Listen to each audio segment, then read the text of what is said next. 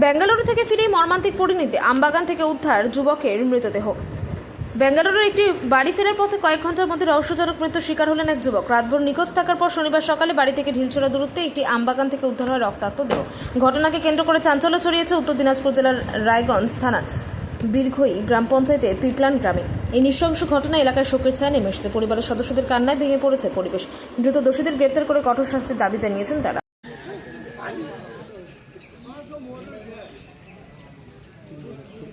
তো খাইতে দিছি নাকি গোলা কাটি দিছি নাকি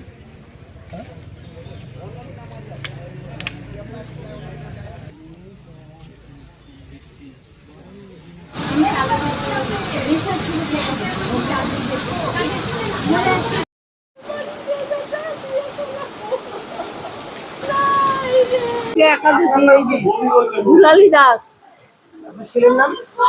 চন্দন দাস আর দীপেন্দু দাস।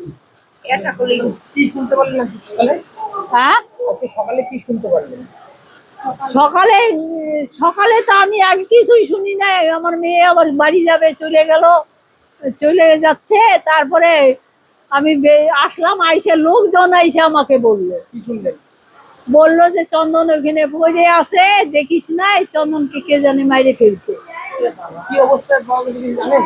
হ্যাঁ, কি অবস্থায় পাওয়া গেছে কিছু জানেন? না কি অবস্থায়, ওই তো আমিও যাই দেখে আসলাম যে ই হয়ে গেছে, পড়ে আছে। আমাকে সবাই শুইতে দিল না, দেখতেও দিল না। হঠাৎ করে এইভাবে বাড়ি থেকে এতটা দূরে পড়েছিল, কি মনে হচ্ছে আপনার? আমার কি মনে হবে কে করলো? আমার মনে হয় টাকা পয়সা কেউ সবাইকে ধার দিত, তার থেকে হলো না মোটর সাইকেলের থেকেই হলো। আমি কিচ্ছুই বুঝতে পারতেছি না। মোটর সাইকেল কি কাজ করতেন উনি? কাজ করতো ওই ব্যাঙ্গালোর ওই কোম্পানিতে, শাটারিং এর উপর তার বিছায় যে কি বলে ওগুলাকে, সামনে মিস্ত্রি ছিল। শাটারিং এর উপর এই যে তার বিছায় কেবলের তার। কতদিন ধরে থাকেন এখানে?